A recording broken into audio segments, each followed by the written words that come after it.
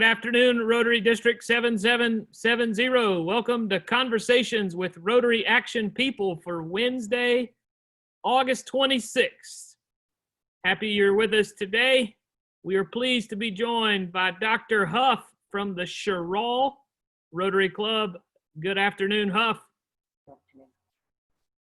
We are also doing Wear Rotary Day today.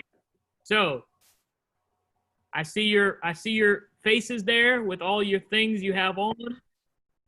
So why don't you go over to the chat box and tell us where you're watching from and your Rotary Club, and also put in the chat box what you're currently wearing with Rotary, and also if you have anything like what we just saw from Lou Mello in terms of a Rotary bookshelf and a bookcase and a big piece of furniture with all Rotary. We want to know that in the chat box as well. And then if you have a question for Hough, our speaker, please use the chat box as well for that. So thanks everybody for being here.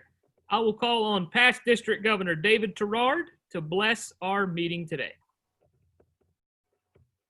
Bow your heads, dear Lord. Thank you for this opportunity to meet with other dedicated Rotarians who give their time and their talents to try to make the world a better place. In these difficult times, help us remain balanced in our work life and our political views, remembering that our motto is service above self, and we're bound to follow the four-way test. Dear Lord, in your name we pray, amen. Thank you very much, David.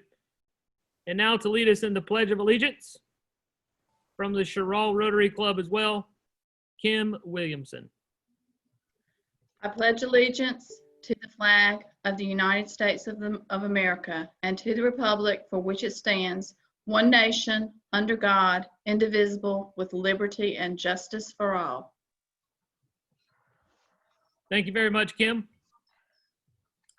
All right, and then let's see, introducing your CWRAP team, our public image chair for our Rotary District, from the 5 Points Rotary Club in Columbia, currently on vacation in Cherry Grove. I give a warm welcome to Miss Mary Gass. Good morning, Mary. And our District Communications Officer from the Somerville Evening Rotary Club in Somerville, South Carolina, Mr. Terry Moore. Hello, Terry. Thanks for being here, guys. All right, so Hough, thanks for taking time to join us. So, great to be here. How about just tell the viewers who may not know you just a little bit about you and your career in Rotary. Okay, actually that will be part of the presentation as I progress through my pins. So is it okay if I do it that way? Absolutely. Okay, I am going to go ahead and share my screen. Sure thing. You'd like to type what we're wearing? Okay, just give me an okay. Are you able to see everything? We got it. Okay, so again, I'm Hough from the Rotary Club of Chirral. It is my pleasure to be here today to share information about my pins with all of you. So, in case you didn't know, there's a term that describes people who collect medals, badges, pins, and other types of awards and decoration, and they're called Fellowships, and it's spelled with the capital F or the capital PH. And then the study of these different things is called Fellowships, or again with the PH spelling. Some fun facts as I go through this. King George VI loved the study of Fellowships, and it is known that he personally oversaw his uniform designs and ribbon placement on his uniform. He also designed a few of the British military decorations for the Royal Navy. There is an organization called the International Federation of Fellowships, and it is headquartered in Canada.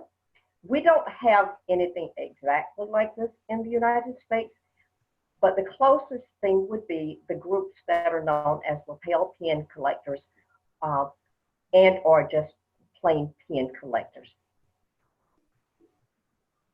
So when we look at the different collections, and as you guys were sharing yours, you might want to consider, are you actually a professional collector or an amateur collector? So the professionals are the ones who collect them, and they hope to sell them in the future. And there are people who are collectors of Rotary pins who actually do sell and exchange theirs for money. But there are also those of us who are actual amateurs, and we just love to collect pins. And there can be an overlap between the two. The question, what is the fringe benefit of collecting? And I have found this in my Rotary life, that people who know me have often bought pins or brought pins back to me from different events that they attended, because they knew that I love my Rotary pins, and so that was a way that they could share with me. So now for my history in Rotary. And what I like to think and say is that my pins actually document my life in Rotary. So I joined the Rotary Club of Victorville, California back in 2009. At the orientation that I attended before I actually was inducted into the club, my mentor was there, and also a past district governor who was a member of my club. At that meeting, the first thing that she gave to me was the little Rotary International pin. She gave to me a pin that was the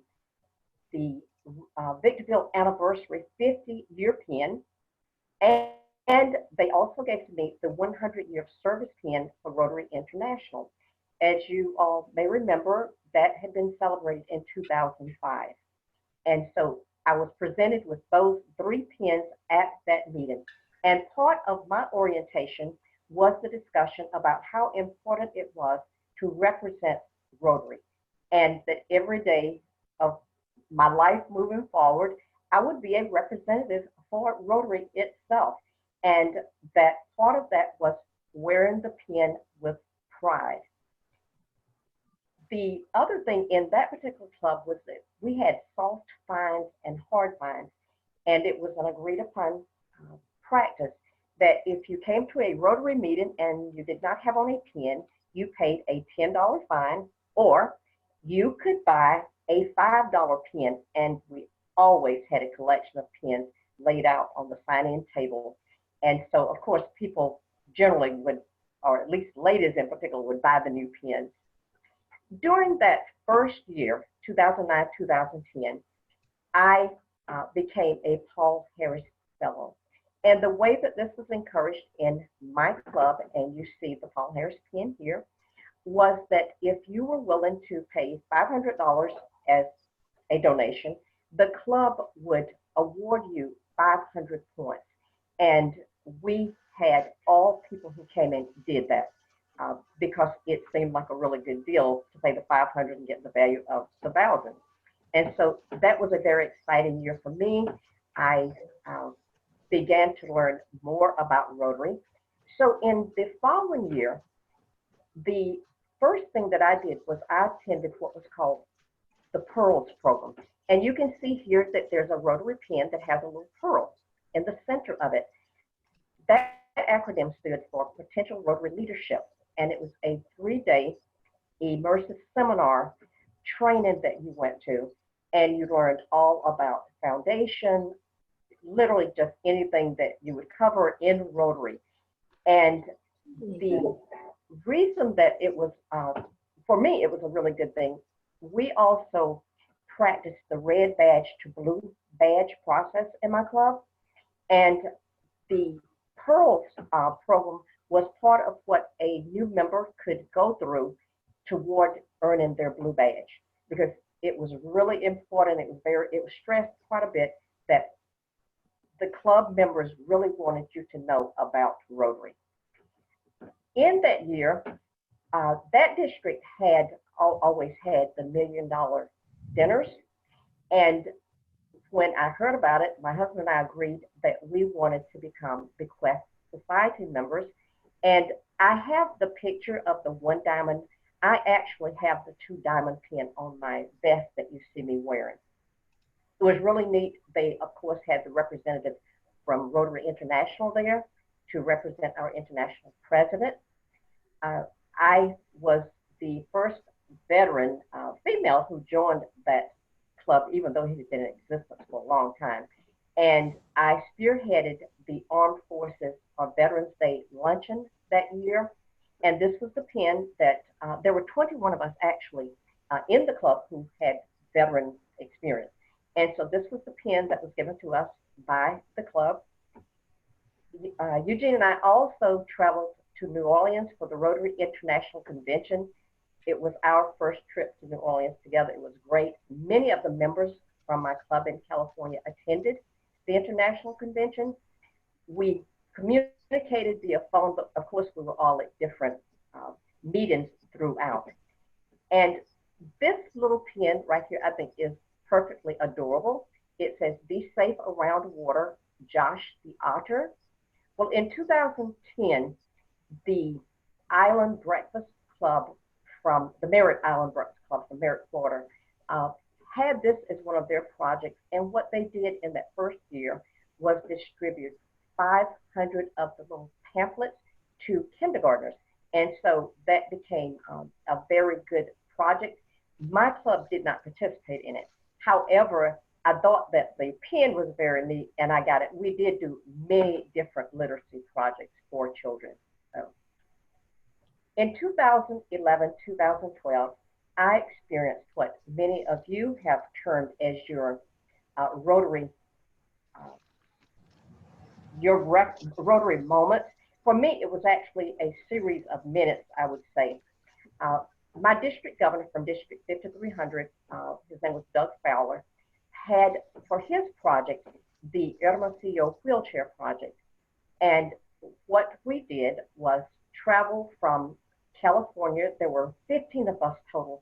My husband is not a Rotarian, but he was one of the 15 who flew from California down to Mexico.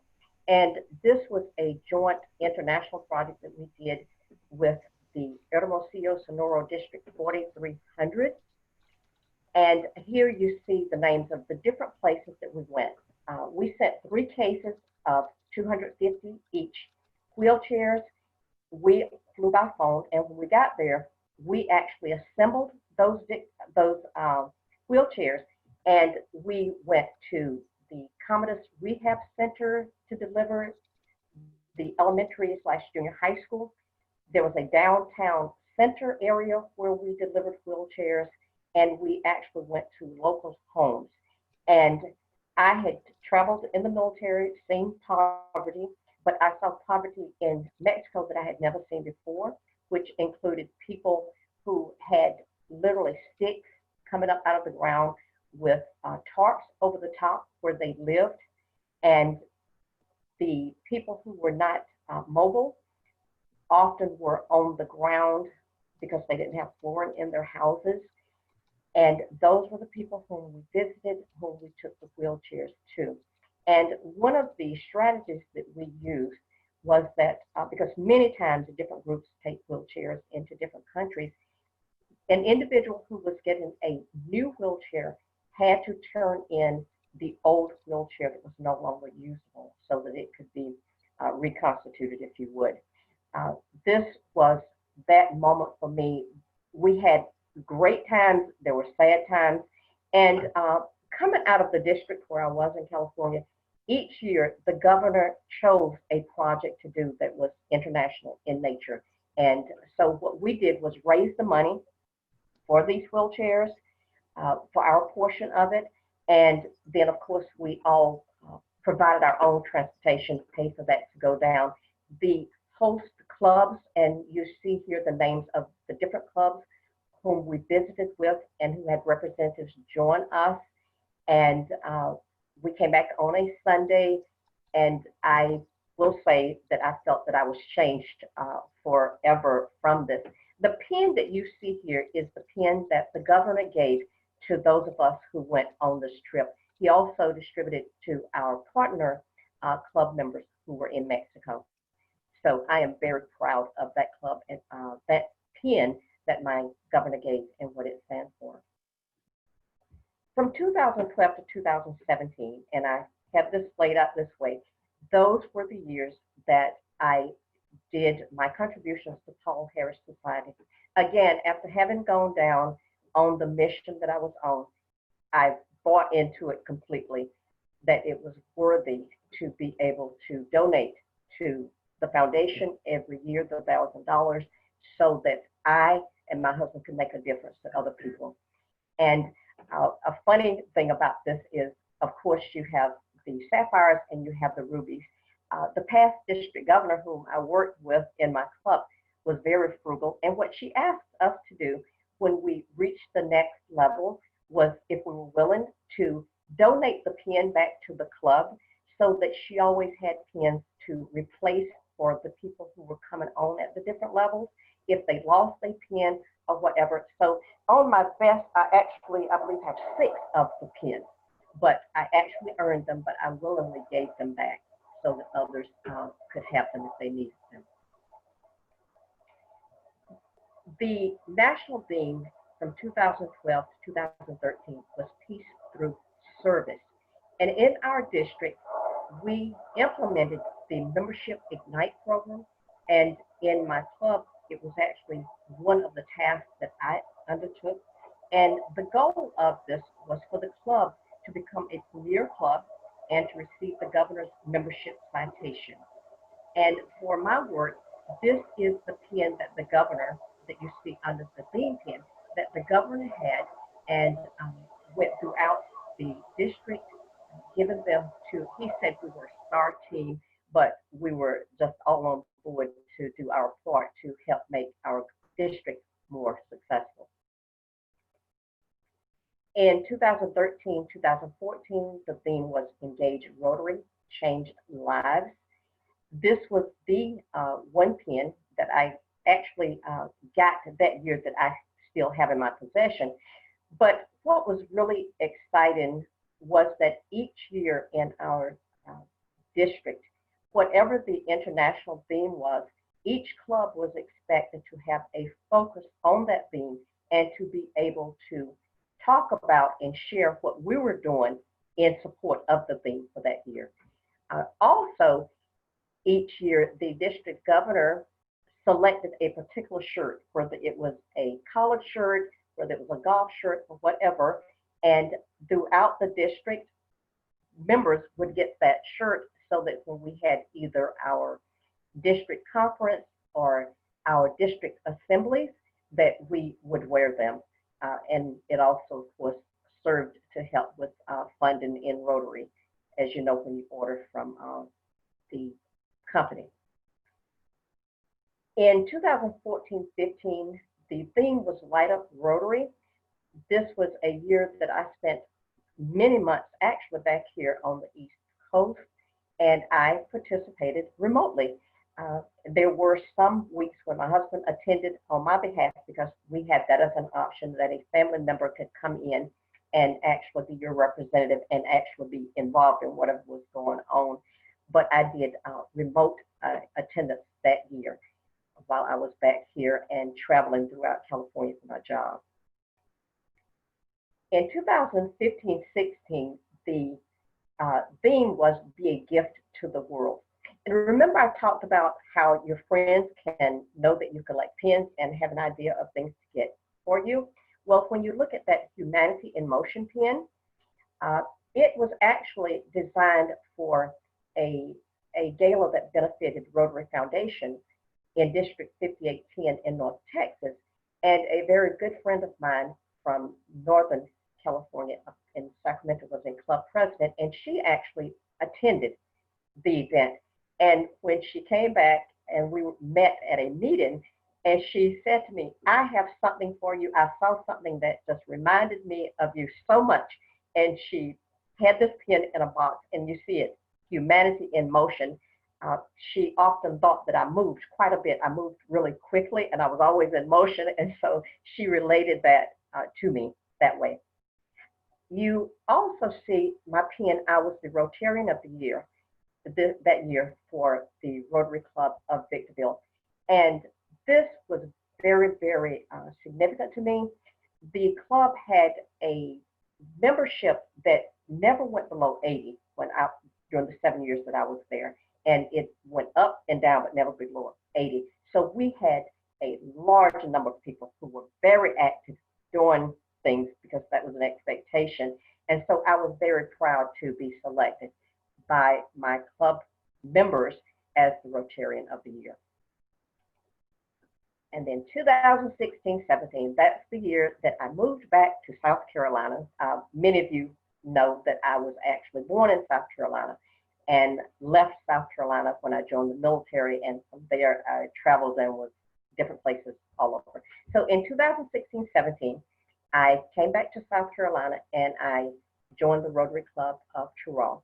I will say that prior to joining that club, when I was back here on trips or whatever, I had the opportunity to actually engage with people from the Rotary Club of Truro, and I had actually attended a meeting at the Rotary Club of Truro and thought that they were a very welcoming group of Rotarians. So the theme that year was Rotary Serving Humanity, and you see my second Veterans pin. We had the first Veterans Day at luncheon. I was really excited. The club was totally supportive of it, and it has actually become one of our annual events now, where we give back to the community because we have a large population of veterans in our area. What we don't have are a large number of veterans in the club. I am the only one, but that's okay. And again, they are very supportive, and I always look forward to planning that particular event. 2017-18, you see a large number of pins here. So that was the year that I was the president of the Rotary Club of Truro. The theme that year was Rotary Making a Difference. I was very excited that we had several new females come into our club. And so I ordered the Women in Rotary pin, and the ladies in the club all bought one of those pins. I implemented for myself a challenge for Rotary, and I called it the President's Challenge for Rotary. So each week, for each pin that was worn to a club meeting, I donated $1 into our bucket for polio. And I think that the most amount that I gave was $18 when there were 18 pins that were worn.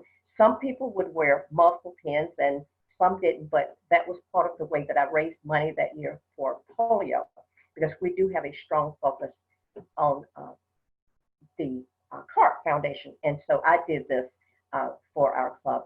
The little gold pin is one that many of you might recognize. It is the Paul Allen 10-star Rotarian pin. And during that year, 3 of us were able to submit our paperwork and earn that. The club celebrated its 50th anniversary during the year that I was president. And coming from my previous district, one of the things that the presidents did was to give a small gift to all the club members. And so working with the people who do the pins at Russell, this is the pin that I worked with them, they created, and this was my gift to each member of the club, a pin that said Rotary Club of Truro 50th anniversary.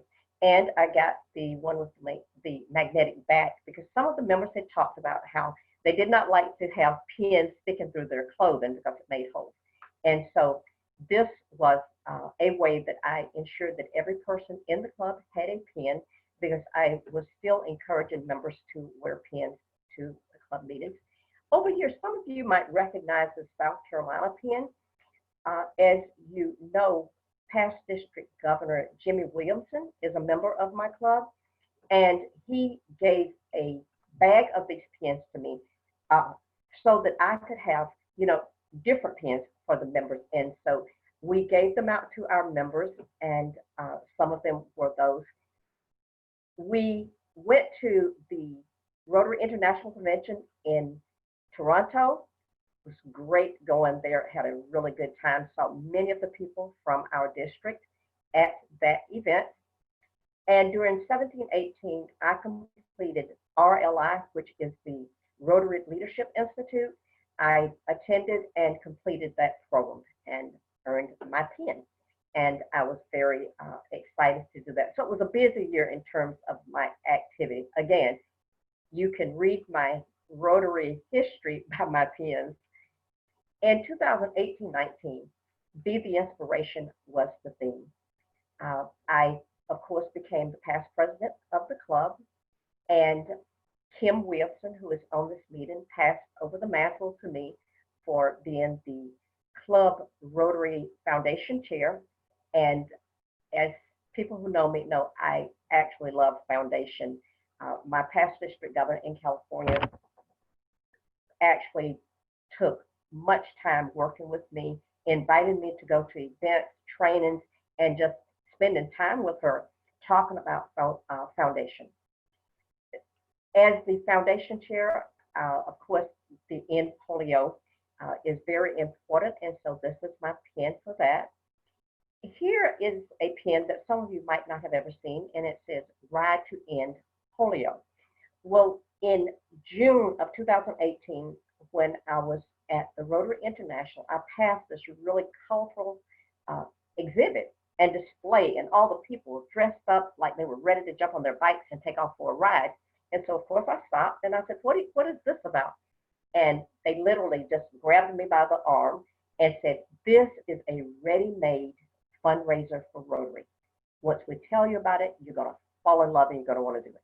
And so I did. I've had 2 teams that I formed for the club. And what we do is during the same week that the El Tour de Tucson takes place, and that's in November, out in Arizona, we do the indoor Ride to End Polio. And for 2 years, we did it down at the YMCA. This year, I believe that we'll probably be riding at home or whatever, and maybe joining via Zoom. But what we do is raise money, get people to sponsor us, and it's based on the number of minutes that you ride. And the funny thing is about this is, like, I've asked people, will you sponsor me? And they will say, well, how long are you going to ride? And I said, well, I don't know, but would you do $1 per minute for me? And so, honestly, I get limits. I will have a person say, I will donate $100 to you. I will not donate for every minute that you ride. And that's from my family members to friends.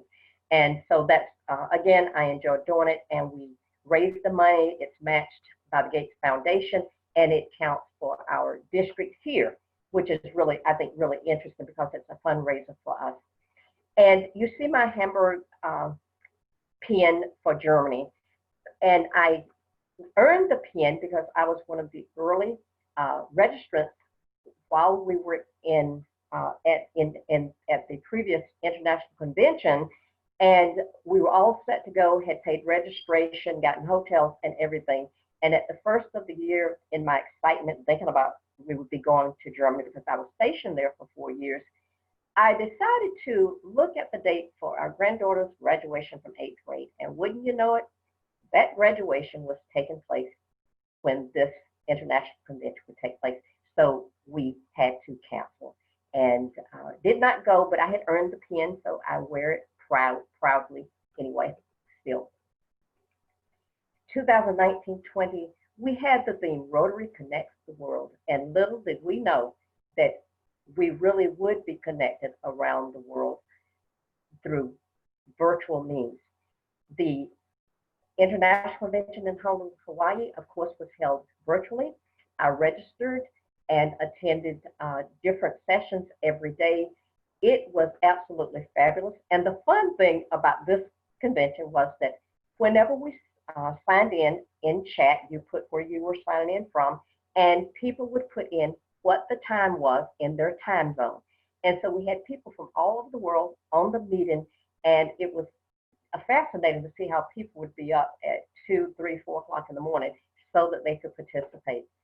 But it was a really good experience, and I felt like I got to participate in more things, actually, because, you know, you jump on and off Zoom. This year, our theme is Rotary Opens Opportunities. This is the pin for this fellowship. I actually joined the Rotary on Pins Fellowship this year, and you see my geek pin down here. We heard about that a couple of weeks ago on our CWRAP meeting. And I know that we will have many opportunities this year as we are still in the virtual realm of doing things. This set of pins, as you can tell, look different than most that you see. Well, in my previous district, and actually here's some, we had social events at the club level and the district level. And of course, you wanted to dress up your dressy outfits. And so you see what those look like, some of the ones that I got. And this jacket actually belongs to an individual who is a Rotarian. And I cannot imagine how heavy his jacket is, because this vest that I have on today only has 50 pins on it. But there is weight to wearing these pins.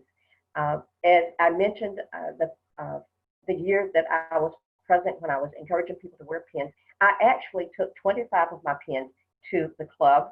We had 21 members, and I took 25 pins to donate and give to my fellow members so that they could have a range of pins to select from. So between those, the ones that Jimmy gave to me, and then the pins that I got as the gift, everyone had multiple pins. In the fellowship, of course, part of our thing is wear your Rotary with pride, as in the name Rotary. And here I have a couple of places where you can actually order Rotary pins. I order from Russell all the time. But as I mentioned, when we had our district events, where they were conferences or whether they were assemblies, we always had vendors on hand with Rotary items for sale, which I think probably helped encourage people to get more of them also. And I have the URL for the Rotary on Pins Fellowship. There is a Facebook page that is open to the public where you can view, and then we have an exchange page where you can exchange pins with other people. Thus far, I have not exchanged with anyone, but I have sent some pins to the guy who is the president of the fellowship so that he could have them and perhaps share with others. This is a slide that shows on April 29th, the Rotary on Pin Fellowship, and that was in 2016, was recognized by the Rotary International Board of Directors. And there was a particular reason that this fellowship had to be recognized by the Board of Directors, because all don't require that. The reason that this one did was because the word Rotary is part of the name. And it had to be explained because the word Rotary actually appears on the pin. And so they had to approve it. In the fellowship itself, we have over 1,700 members, and this is as of August this year, and they are in over 400 countries. So I thank you for listening to me about my pins. And I will say, when you're around other people who are wearing the pins, we do what is called, you read the pins. And you can actually read either the history of the individual or the history of their interest by the pins that they wear. And I had shared with Don, not only do I have many pins, but other items also in all types of jewelry or whatever. But at this time, do you want me to stop the share, Don, and then we can go to questions? Excellent presentation, Huff. Thank you. I do want to ask you a couple questions. So what is the difference you have observed in Rotarians from California and South Carolina in terms of wearing pins and Rotary gear? I would say, I think that there was more emphasis put on it in California, and when there's more emphasis, you often have more participation.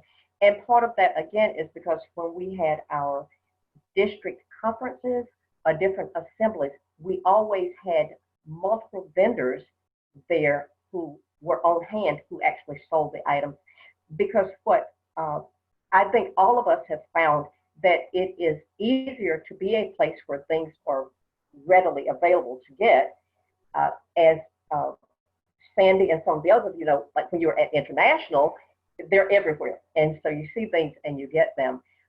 Whereas if you have to pick up the catalog or call on the phone to order them, it's a little bit more challenging.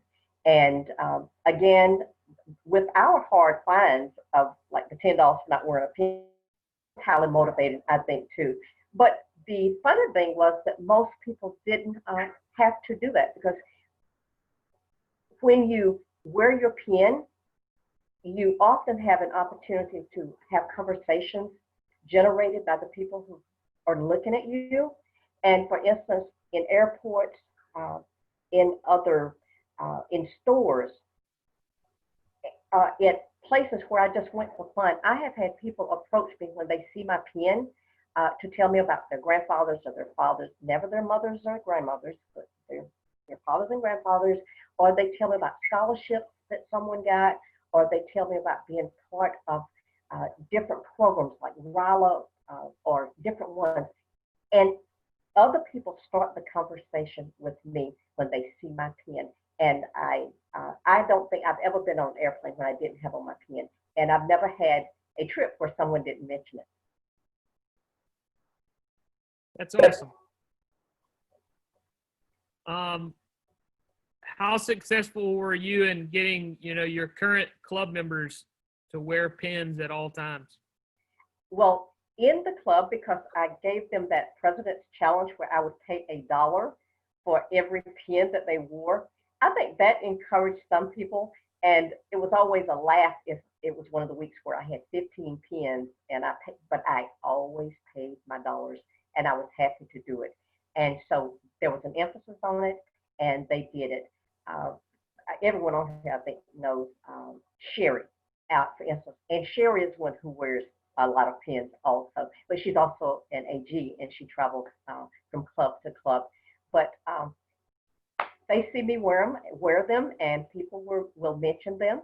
And if we start talking about it, often people will reach in their pocketbooks, or they do their tie, and there's a pin, you just didn't see it, you know? So I don't know, and I don't mind, because I was a school teacher, as you guys know, in my other life. And so you just keep going and you keep trying. That's the way we do. Do you have a favorite pin? I